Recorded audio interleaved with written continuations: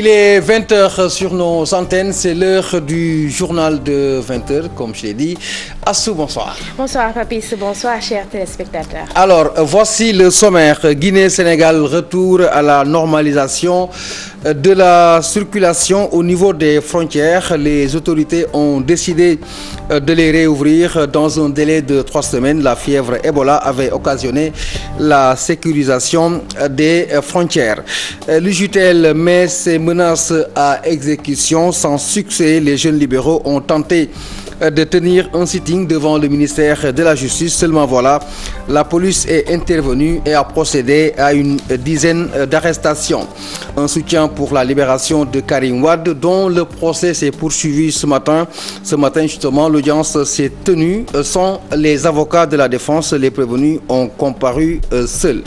La deuxième université, UNIDAC, verra le jour au bout de 24 mois. Le projet de 65 milliards avec une capacité de 3000 places a été lancé par la pose de la première pierre effectuée par le chef de l'État Macky Sall cet après-midi.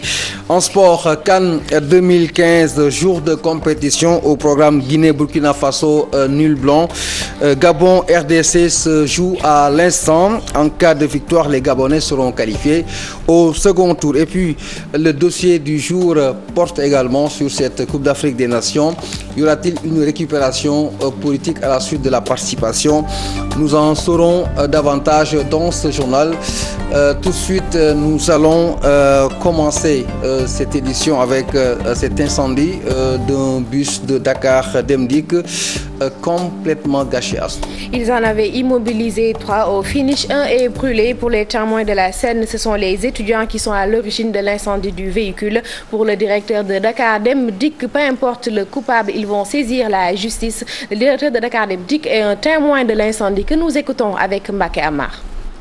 C'est devenu une pratique des étudiants qui, lorsqu'ils ont des problèmes, des revendications, se permettent quand même de kidnapper des bus ou même d'incendier des bus, c'est-à-dire un patrimoine national appartenant à tous les Sénégalais. C'est un acte quand même qui est regrettable et irresponsable, surtout venant de personnes qui se disent intellectuelles et instruites, des étudiants. Et je demande à la justice d'aller jusqu'au bout. Nous, on va se constituer sur le plan judiciaire pour que ces personnes-là soient arrêtées. D'ailleurs, certains parmi les responsables de cet acte ignoble ont été identifiés. L'université n'est pas en mouvement. Actuellement, bi ñëw tay suba dégg nañ ni formation payante bu facile ñoo nekk en mois ñoo bloqué fi abonné bi ni 54 bi ñu ko jëlé dañ ko bloqué fi au niveau des sont des étudiants qui sont en formation payante qui l'ont bloqué. Alors c'est irresponsable de leur part parce que nous sommes dans une révolution patriotique. Nous sommes dans une émergence patriotique. Li c'est irresponsable parce que ñun ñoo koy jël après bu ñu ko brûler ñu ñoy duggal ci bis ni suba. Je vous le disais dans le sommaire, les jeunes de l'UJTL voulaient manifester pour accélérer le processus de libération de Karim Wade. Ils ne l'ont pas réussi. Je disais également qu'il y a eu des arrestations. Nous allons en direct discuter avec Pape Farah, notre reporter, qui a suivi tout cet après-midi. Pape Farah, bonsoir. Qu'est-ce qu'on peut retenir aujourd'hui à la suite de ces arrestations? Bonsoir Papis. Effectivement, donc les jeunes de l'UJTL voulait faire un sitting devant le ministère de la Justice pour protester contre les violences faites à Karim Wade lors de son procès et l'altercation entre les juges et les avocats de la défense qui avaient boycotté les audiences. S'ensuit aussi la grève de la fin de Karim Wade qui a finalement interrompu grâce à une médiation du khalife général des Mourides. Actuellement, donc tout à l'heure au niveau de la police centrale, plus de 10 manifestants ont été arrêtés. Donc, dès notre arrivée, 3 personnes ont été libérées. Elles ont aussi rassuré les autres manifestants que leurs camarades seront libérés d'ici peu. Mais actuellement, les jeunes de l'UJTL sont au niveau de leur permanence.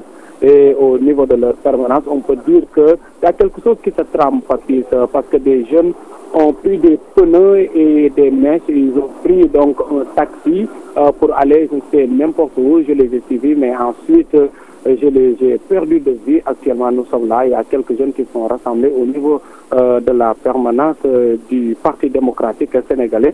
Mais auparavant, au niveau du ministère de la Justice, il y avait un important dispositif sécuritaire qui quadrillait donc tout ce secteur. Et au niveau aussi de la police centrale, c'était le calme plat. Mais 10 personnes, plus de 10 personnes ont été arrêtées. Actuellement, nous sommes là au niveau de la permanence. Il y a quelque chose qui se trame. On ne sait pas quoi, mais des jeunes ont pris des pneus et des mains, ont pris des taxis pour aller, je ne sais, n'importe où. On est en train de suivre ce qui se passera d'ici peu, voir la suite des événements passés. Voilà, Pape Famara, merci d'avoir été pour nous sur cet événement. Assou, le journal se poursuit. Procès Karim Wade, toujours l'audience du jour se déroule sans le principal prévenu. Ni Karim Wade ni ses avocats ne se sont présentés. Un ordre de boycott maintenu. Pape Mamadou Pouy et Alioune Samba Diassé ont dû assurer leur propre défense. Nous y reviendrons peut-être avant la fin de cette édition avec le compte rendu de Mody Gueye. Avec le compte rendu de Mody Gueye, vous l'avez dit, c'est officiel, on le disait également dans les titres, les frontières entre le Sénégal et la Guinée seront ouvertes dans un délai de 3 semaines. C'est très imminent. Très imminent, Papis. Une nouvelle qui fait plaisir aux commerçants qui promettent même de faire baisser le prix des fruits. Fatimata Ba a fait un tour pour aller voir la communauté guinéenne. Sandiniéry, fief de la communauté guinéenne à Dakar, le marché s'est réveillé dans la joie. La décision des autorités sénégalaises et guinéennes d'ouvrir les frontières dans 21 jours, source de leur gaieté. La Guinée-Conakry et le Sénégal sont des pays frères. Pour moi, cette fermeture des frontières ne se justifiait même pas. Café, huile de palme, ananas, entre autres produits provenaient de la Guinée. Et là, vous ne les voyez pas sur nos étals. Les conséquences de cette fermeture sont nombreuses. Par exemple, nous ne voyons plus certains produits. Dans l'euphorie, ces commerçants promettent même de baisser le prix du kilogramme des différents fruits en provenance de leur pays. Les prix vont baisser, c'est sûr. Beaucoup de produits que nous avons ici provenaient de la Côte d'Ivoire, du Ghana, et nous payons beaucoup d'argent pour le transport. Donc si les frontières sont ouvertes, les prix vont connaître une baisse. Actuellement, il y a beaucoup de produits en Guinée et les populations ne peuvent pas tout consommer. Donc, si elles arrivent à exporter vers le Sénégal, ce sera une bonne affaire pour nous et les clients. Les transporteurs aussi applaudissent après l'annonce de la nouvelle. L'ouverture des frontières entre le Sénégal et la Guinée, nous l'avons toujours souhaité. Donc, on ne peut que saluer cette décision des autorités des deux pays. Nous, transporteurs, avons vécu cette fermeture avec philosophie. D'ailleurs, le prophète Mohammed a toujours recommandé de ne pas aller dans un pays où sévit une épidémie. La fermeture des frontières a causé d'énormes préjudices à ces commerçants. En plus de la rareté de certains fruits, les clients aussi se faisaient désirer. Fatimata Ba, à côté d'une décision qui fait plaisir, un déplacement qui ravit les députés sur le site qui devrait abriter, Papis, l'arène nationale. Ils affirment que les élus ont joué pleinement leur rôle et pensent bel et bien qu'il y aura un suivi. Voici le reportage de Salimata Aoussek et Tierno Laurent Mendy. La pétition des députés a beaucoup touché ces maraîchers. Selon eux, les élus n'ont fait que remplir leur rôle. C'est ce qu'on attend d'eux, vraiment. Nous sommes très rassurés. C'est une très bonne idée. Et l'exploitation de ces terres, c'est notre gagne-pain. L'arène nationale, c'est une source d'insécurité. Adi est un émigré. Depuis 2007, il investit sur ce site. Il estime qu'il y a d'autres priorités qu'une arène nationale. Si vous regardez les infrastructures, il n'y a pas beaucoup d'hôpitaux, il n'y a pas beaucoup d'écoles, il n'y a pas beaucoup de lycées. Et je crois même qu'il n'y a pas de préfecture et caserne de sapeurs-pompiers. Donc pour moi, il faut que les gens se parlent, qu'on trouve un consensus pour pouvoir voir les priorités avant de se lancer sur l'arène nationale. La culture maraîchère fait vivre des familles, donc il est indispensable de déloger ces braves hommes, estime cet exploitant. L'arène nationale peut être construite à Diamniadio, c'est mieux. Ici, on cultive des tomates, des haricots, de la salade, entre autres. Il y a des pères de famille ici. 80 députés ont signé une pétition pour que le gouvernement trouve un autre site autre que le technopole pour l'arène nationale. Quelques-uns ont même fait le déplacement pour assurer ces maraîchers qui estiment que c'est ce qu'ils attendent d'un élu. Et puis cette information remue au sein de l'AFP, le fossé se creuse. Les jeunes donc de l'AFP, vous le savez, sont dans une pleine effervescence. Mais aujourd'hui, le patron du parti a limogé Malick Gueye. Il a été donc remercié. Il était conseiller technique auprès de Moustapha Niasse. Nous reviendrons sur cette information dans nos prochaines éditions. Et puis, retour un peu sur les effets de la CAN, Draplé, Bandou, Gargé. Tout se vend bien puisque tout marche pour le moment. Papi, c'est depuis la victoire des Lions, c'est le rush des objets très accessibles pour des supporters engagés, se mettre aux couleurs des Lions de la Tanière, aux couleurs du drapeau national et formuler des prières pour une équipe qui gagne. Le reportage est signé Pape Nderifal dans un marché tricolore. Loin de Mongomo, Tanière des Lions, des commerçants profitent de la CAN pour se remplir les poches. Après la première sortie de la bande à Moussa Sow, certains vendeurs ont vu leur chiffre d'affaires grimper. Après la victoire du Sénégal, on sentait le rush. Peut-être avec une victoire à la prochaine sortie, on pourra vendre plus. Des prix pour toutes les bourses sont proposés à la clientèle qui vient au compte-gouttes. Les prix sont à 5 000, 6 000, voire même 4 000 francs. Cela dépend du produit. Les foulards sont à 1 500 francs. Les t-shirts et maillots s'échangent à 3 000 voire 4 000 francs CFA. Ce client sénégalais résidant au Gabon compte ramener dans ses bagages drapeaux, bandeaux et autres pour supporter les Lions. Ce soir, je pars, c'est pour aller partager les amis avec la famille, tout le monde là-bas. Pour faire plaisir à tous les Sénégalais qui vivent au Gabon. Gratuitement, tous les Sénégalais qui vivent au Gabon. Je vais aller partager tout le monde là-bas. La CAN n'est pas seulement l'affaire des commerçants établis en Guinée équatoriale, mais les vendeurs de la région dakaroise ont senti les retombées économiques. Ainsi, ils prient pour des victoires successives des Lions du Sénégal, une chose qui ferait leur affaire. Et la page que nous consacrons quotidiennement à l'affaire Karim Wade de son procès, l'audience s'est tenue à Sous en l'absence des avocats. Bien dit, Papis, l'audience du jour se déroule sans le principal prévenu. Ni Karim Wade ni ses avocats ne se sont présentés. Un ordre de boycott maintenu. Pape Mamadou Pouye et Alioune Samba Diassé ont été obligés d'assurer leur propre audience, leur propre défense. Modigay, compte rendu d'audience.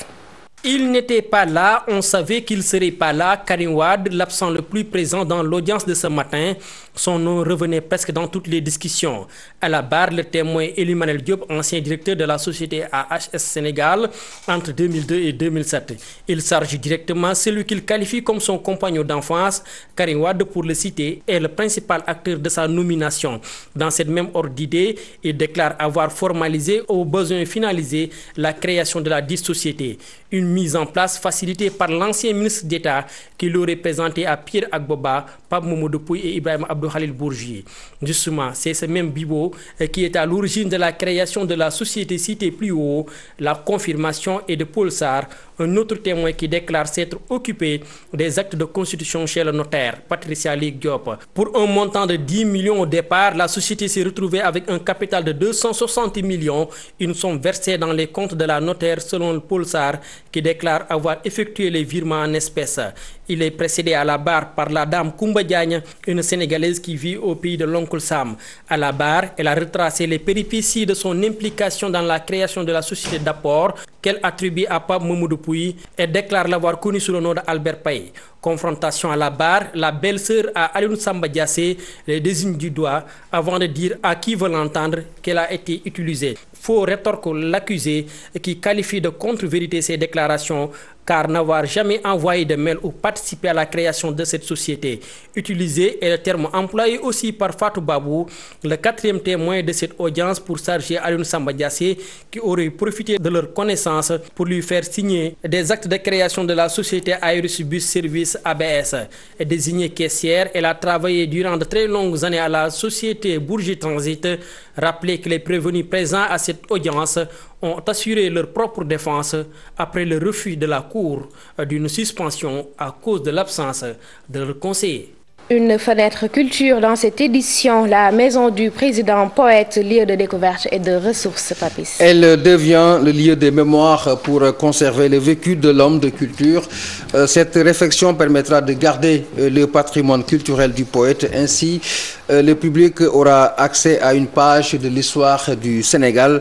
Aïssata Païfal. Tout reste suspendu, les livres d'Hemingway en passant par les tableaux et autres objets d'art. La maison du poète Léopold Sédar Senghor renaît et brille de par sa simplicité, sans un luxe ostentatoire.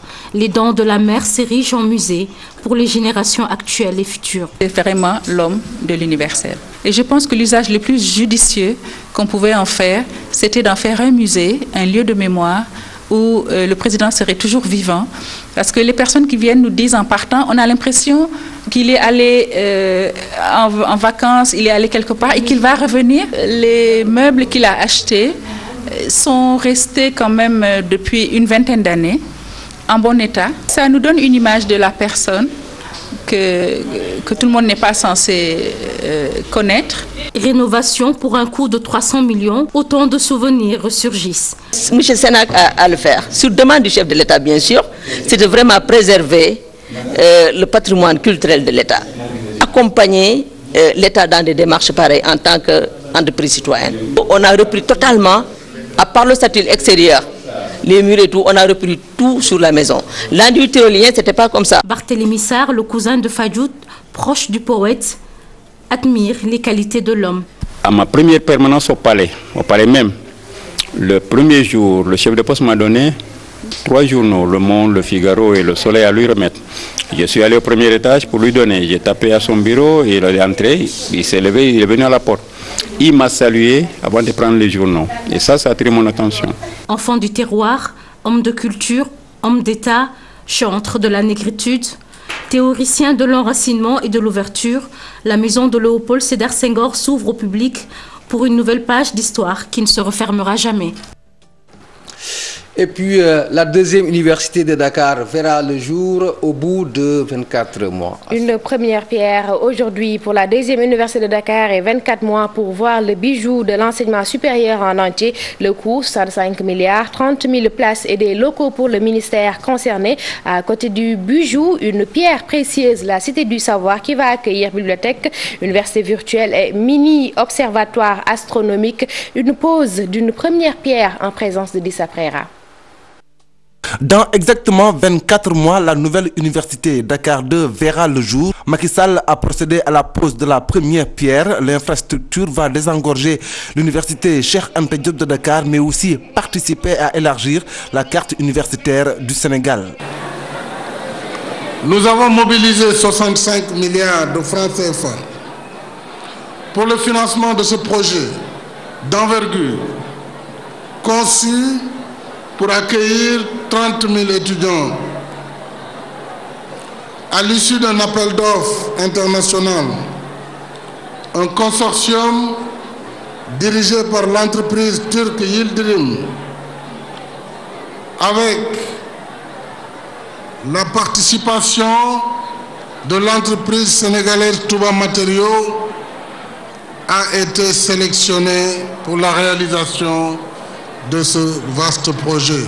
L'UNIDAC 2 sera réalisé en vitesse accélérée pour être livré dans 24 mois, de manière à accueillir ses premiers étudiants à la rentrée 2016-2017. Au-delà de l'UNIDAC 2, le site va aussi accueillir la Cité du Savoir. En 2 ans, près de 300 milliards de francs CFA sont débloqués par l'État pour la construction et la réhabilitation des infrastructures universitaires. D'autres projets s'ajouteront à l'UNIDAC 2 pour constituer la Cité du Savoir du pôle urbain de Diamniadio. Il s'agit notamment du siège du ministère de l'Enseignement supérieur et de la Recherche, la plateforme d'appui technique à la recherche et l'innovation pour l'émergence, l'Institut supérieur d'enseignement professionnel, le siège de l'Université virtuelle du Sénégal, une bibliothèque, un centre informatique, un planétarium et un mini-observatoire astronomique. UNIDAC 2 va comporter 8 UFR, 4 instituts, 4 écoles supérieures et 6 centres de formation dans différentes filières. Voilà, une deuxième université au Sénégal dans 24 mois. Recrudescence des accidents de taxi-moto Jakarta à Thiès. Les autorités locales ont pris l'initiative de former les conducteurs. Papis, une formation pour réduire les accidents de la route et régulariser le sous-secteur du transport en Jakarta, sous-secteur qui emploie des milliers de jeunes, des jeunes qui sont souvent accusés à tort ou à raison de beaucoup de forfaits dans la capitale du rail. Nous retrouvons Cheikh Anta Diop et Oumar Seylatir. Plus de 30 conducteurs de moto-taxi Jakarta ont reçu leur diplôme et permis de conduire à l'issue d'une formation de presque 2 mois sur le code de la route. Une manière pour l'initiateur de ce projet de diminuer sensiblement les accidents de la circulation causés par ces Jakarta dont la recrudescence commençait à inquiéter plus d'un. Selon l'initiateur de ce projet, les bénéficiaires aujourd'hui détenteurs d'un permis de conduire pourront plus tard s'insérer dans d'autres créneaux porteurs. Pour l'heure, force est de constater que dans la capitale du rail, le taux de chômage a progressivement diminué. Du côté des jeunes, pour la plupart, ont jeté leur dévolu sur le sous-secteur du transport avec les motos Jakarta, faute de trouver mieux. La situation de conducteurs Jakarta, de les identifier, de les faire apprendre le code de la route, mais en même temps, en sortant, on les donne des gilets d'identification. Comme chaque gilet que vous voyez ici, il y a des numéros. Pour qu'ils puissent payer des taxes, il faut qu'ils soient formalisés, qu'on les accepte. Et que, même comme ce que je viens de dire, aussi bien au niveau de la municipalité qu'au niveau administratif, qu'ils soient identifiés, qu'ils aient des numéros et ils vont payer les taxes comme n'importe quel autre conducteur et usager de la route, parce que quand on utilise la route, on utilise également les impôts et les taxes des autres. Donc c'est quelque chose, ils ne sont pas contre, mais il faudrait que l'autorité administrative et municipale également, les autorités municipales viennent les aider pour que tous les conducteurs de moto Jakarta soient identifiés et que tous les conducteurs de moto Jakarta soient initiés avec une bonne connaissance du code de la route et de la prévention routière. Et puis la page internationale dans ce journal avec Boko Haram dans une vidéo diffusée ce mardi qui menace certains chefs d'État africains par leur chef Aboubakar. Il s'en prend directement à Idriss Déby, à Paul Biya et Mohamed Issoufou. En ces termes, les rois d'Afrique, je vous défie de m'attaquer. Vidéo diffusée pendant que les 3 États voisins se réunissaient le même jour avec 13 autres pays, ceci pour accélérer la mise en œuvre de la force régionale de lutte contre le groupe islamiste. Après Boko Haram RDC, la manifestation se généralise après Kinshasa. Les étudiants de Goma et de Bukavu sont descendus dans la rue pour protester contre la modification de la loi électorale et exiger la libération de 12 opposants qui ont été arrêtés la veille. Bilan de cette journée de tension, un policier blessé, plusieurs étudiants et écoliers arrêtés. Information donnée par certains manifestations après la page internationale. Tout de suite, le sport. Papis, aujourd'hui, nous enchaînons. Alors, nous enchaînons parce que la CAN oblige, elle se poursuit, je l'avais dit dans le sommaire, vous aurez compris que le groupe A repris du service aujourd'hui avec 2 rencontres. La première a été sanctionnée par un nul blanc, Guinée équatoriale, pays organisateur contre le Burkina Faso. Et puis Gabon-Congo se joue à l'instant, ce sont les Congolais qui mènent par 1-0. L'enjeu de cette rencontre, c'est la qualification possible du Gabon en cas de victoire. Ce n'est pas encore le cas, vous l'avez compris. Mais nous allons vous proposer un résumé de cette première rencontre. Guinée, Burkina Faso, nul blanc, compte rendu Mamadou Ndiaye.